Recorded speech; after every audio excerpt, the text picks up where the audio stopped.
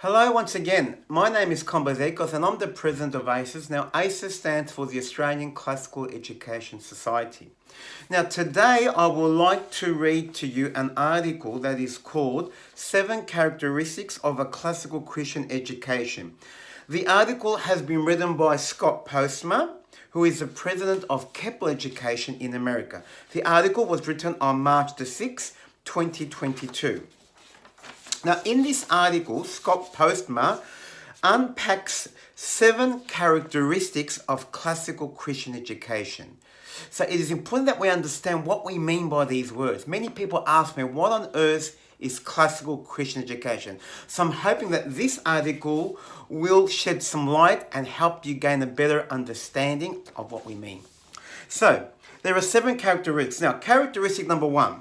The first characteristic of a classical Christian education is the development and cultivation of a biblical worldview or paideia. While the word worldview brings its own set of baggage to the conversation, I use it here to mean thinking Christianly about the world in which we live and move and have our being. A student with a biblical worldview possesses a comprehensive vision of the cosmos as having been created and still being redeemed by God, as well as a moral imagination informed by the truth of Scripture. Later, we will see that this Christian worldview falls into the stage of education addressed as piety. Characteristic 2. The second characteristic of a classical Christian education is its focus on a liberal or humane education. In opposition to the modern and slavish approach to training mere workers for an institutionalized and crony capitalist society, classical Christian education seeks to educate the whole person, human qua human. This is what liberal, in brackets, libere, in the liberal arts refers to. A classical Christian education is the education of a liberated man, or the education that makes for a full and free human being. Regarding education oriented to job training in a world where vocations ebb and flow like the tide, John Gardner said, "We must train our young people in the fundamental fields of knowledge and equip them to understand and cope with change." And to the point of educating the whole person, Robert Maynard Hutchins famously said, and I quote, "Nobody can decide for himself whether he is going to be a human being. The only question open to him is whether he will be an ignorant, undeveloped one, or one who has sought to reach the highest point he is capable of attaining," end of quote. Now that, dear listeners, is a very, very powerful quote. That is the heart of classical Christian education. We want to bring out the best. We want our students to reach their highest point during their livelihood. The third characteristic of a classical Christian education is a pedagogical method that follows the order of the medieval 7 liberal arts, mainly as it relates to a child's development, but also as an approach to teaching all subject matter. The 7 liberal arts are described by the medieval divines as the trivium, which means 3 ways, and the quadrivium, which means 4 ways. First, following the trivium, students learn grammar, language, then they learn dialectic, which means logical thinking, and finally rhetoric, which means expressing oneself accurately and persuasively before moving on to studying the quadrivium. The quadrivium treats 4 universal truths: number, geometry, harmony, and astronomy. Early in the modern renewal of classical Christian education, those seeking to recover the classical model of education relied on the essay by Dorothy Sayers, Sayers, which is titled "The Lost Tools of Learning." Now that essay is available on the internet if you do a search. The essay is called "The Lost Tools of Learning" by Dorothy Sayers. I highly recommend you read it. It was an extremely helpful essay, and many schools adopted her pedagogical model. But, now this is very important, listeners, but the recovery didn't stop there. So in other words, yes, we read the article by Dorothy, but we don't just stop there. In the midst of repairing the ruins, more about classical pedagogy was uncovered.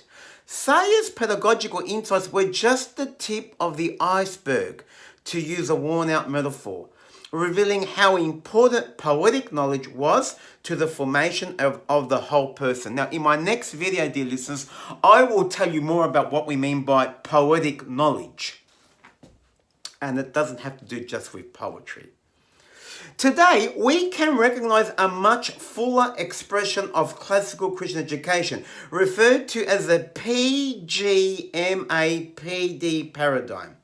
Now, what does that mean? Piety, gymnasium, music, liberal arts, philosophy, and theology, where the A stands for the liberal arts. I hope you got that.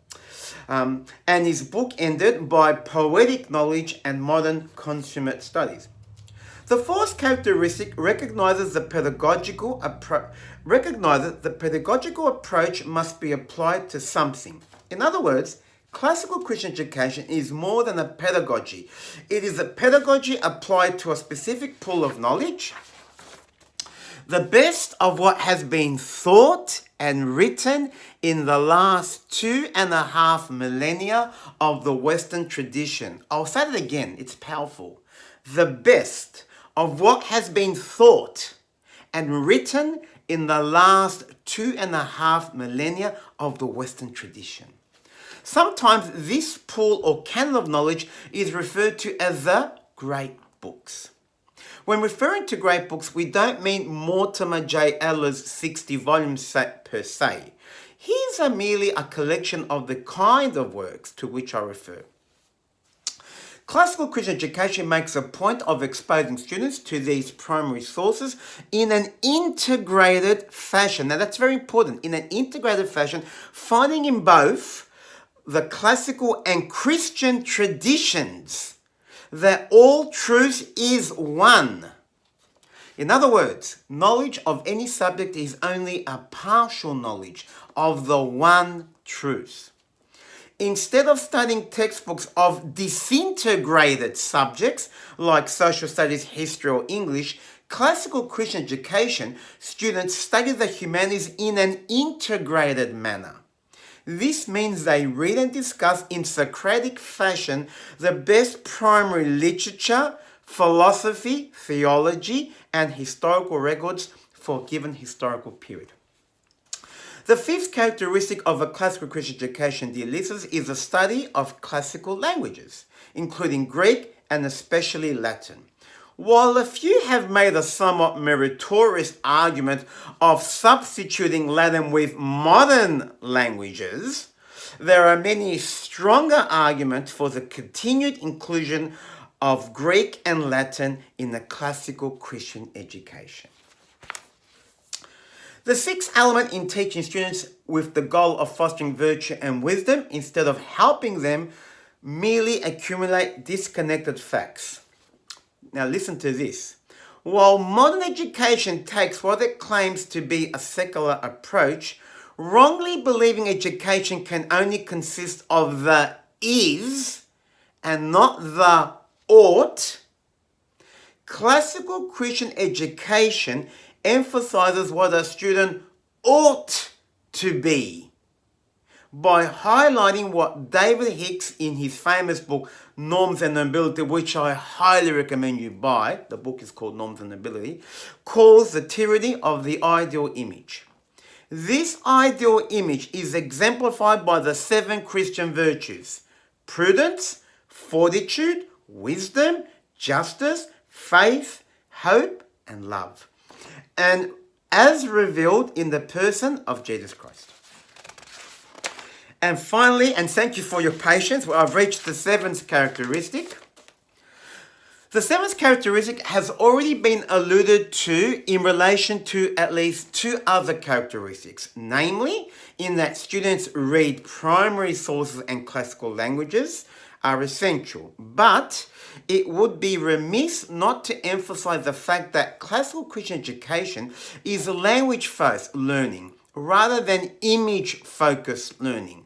This does not mean, dear listeners, that classical Christian education excludes the plastic arts. Now, what do we mean by plastic arts? Painting, sculpting, etc. Quite the contrary. It simply means it emphasizes language-based learning. In other words, classical Christian education emphasizes learning through words, written and spoken, rather than through videos or other types of imaging.